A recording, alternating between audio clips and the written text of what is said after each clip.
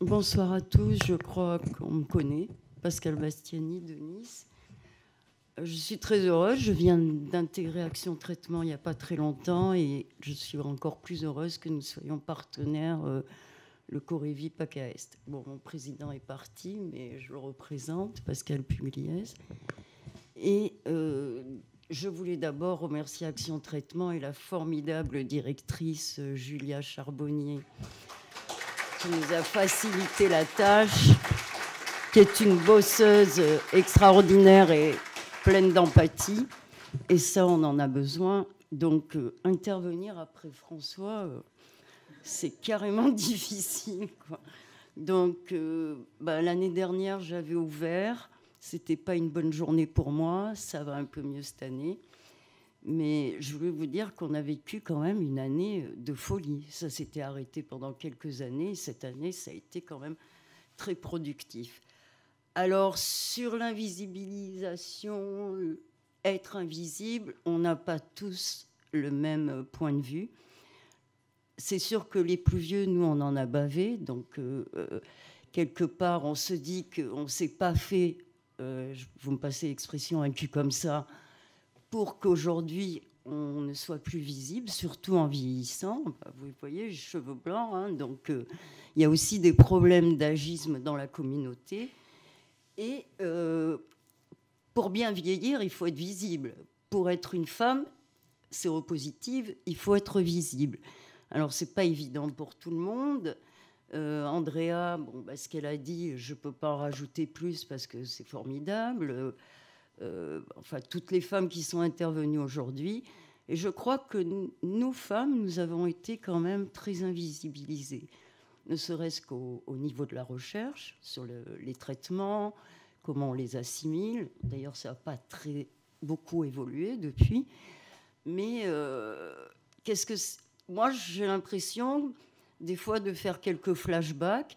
Alors, par contre, je vais être hyper positive sur tous les outils thérapeutiques que nous avons, qui peuvent effectivement nous mener vers, on ne va pas dire 2030, 2035, sur la fin du sida. Et ça, c'est vrai qu'il faut en parler.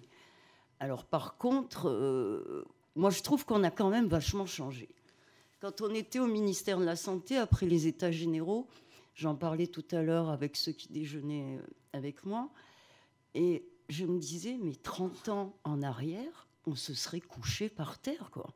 On ne serait pas sorti du ministère de la Santé et on ne se serait pas fait offrir un self comme ça par la ministre de la Santé qui est partie par une porte dérobée.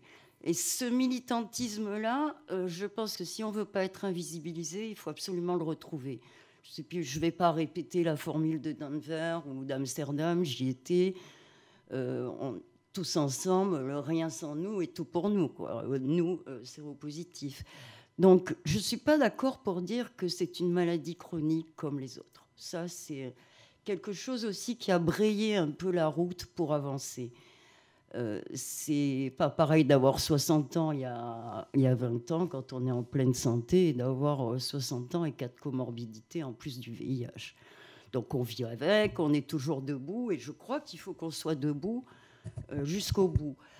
Mais je suis un peu fragmentée moi aussi, Florence, et je crois que cette année doit nous servir de base pour continuer. Et je dirais presque qu'il faut des états généraux au moins tous les ans, si ce n'est pas tous les 2 ans. Parce qu'il est ressorti tellement de trucs qui étaient enfouis. Il y a eu aussi ce plaisir de se retrouver tous ensemble, de réfléchir, de trouver des solutions. Et ça a été une année productive. Maintenant, qu'est-ce qu'on en fait ? À la lecture des chiffres dont tout le monde n'est pas d'accord, on ne sait pas trop ce qu'on va dire au 1er décembre. Moi, la première, j'ai dit à une journaliste, je vous les donne la semaine prochaine, laissez-moi le temps. Mais comment on doit s'emparer de ça ? Parce qu'il n'y a pas qu'en France où on se pose la question, qu'est-ce qu'on peut faire ? Quelle nouvelle stratégie on doit adopter ? Comment on peut être plus visible ? Parler aux plus jeunes ? Alors c'est vrai que nous, moi je suis désolée, je n'ai pas l'impression de rappeler des images noires.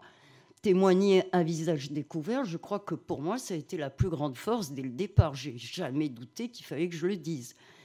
Et je comprends que ça a pu être difficile, ça a été difficile dans les familles.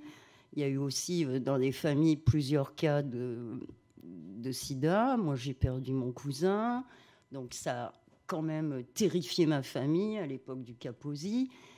Et puis, aujourd'hui, voilà, je me demande, c'était une petite parenthèse, mais je me demande qu'est-ce qu'on peut faire pour avancer tous ensemble. Parce que c'est ça, en fait, j'ai rien contre la santé sexuelle, mais ça veut tout dire et absolument rien dire. Moi, je vais vous donner le cas de 2 petits jeunes qui n'étaient pas ensemble et qui m'ont dit, mais madame, ça veut dire quoi? Alors, je vous le dis comme ils me l'ont dit. Je bande pas, je ne sais pas bien m'y prendre. Qu'est-ce qu'il faudrait que je fasse de plus? Parce que j'ai été voir des vidéos sur YouTube. Bon, je vous la fais courte, mais...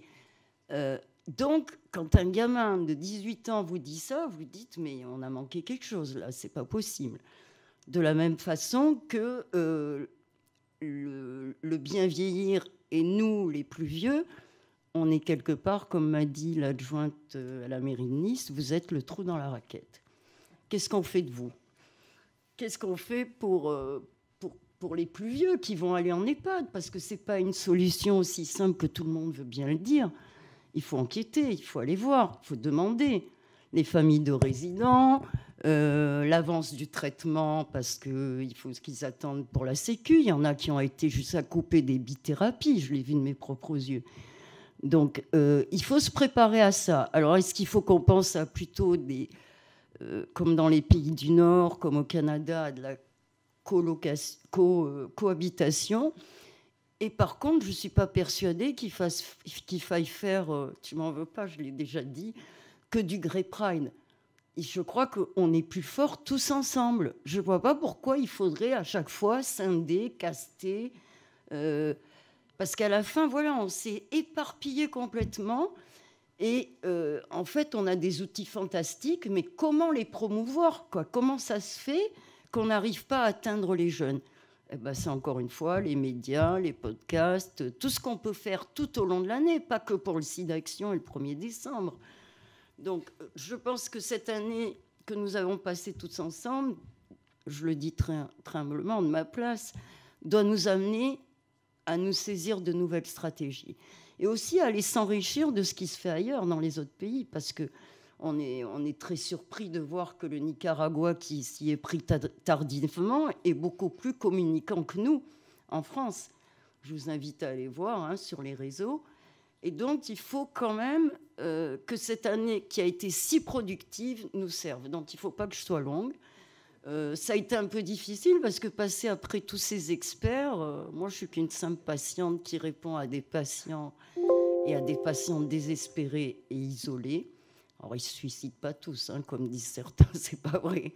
Mais voilà, on en est quand même encore à... Mon médecin ne veut pas me changer de traitement, j'arrive pas à lui parler. Donc, on piétine sur certains trucs. Et donc, je pense que j'ai entendu coalition, plateforme. Oui, effectivement, il faut que les régions émergent. Et cette année, ça a été bien parce qu'on a pu enfin un peu plus s'exprimer. Et donc, voilà, je voudrais qu'on s'applaudisse tous parce qu'on est des warriors. Et puis, je ne vais pas être longue, on va se voir dans 15 jours pour ceux qui iront à Biarritz. Et c'est vrai que c'est un moment aussi réjouissant parce qu'on se retrouve tous ensemble. Et voilà, moi j'ai beaucoup d'espoir. J'espère ouvrir le monde un jour et dire, ça y est, on a trouvé. Mais pour ça, il faut qu'on se bouge.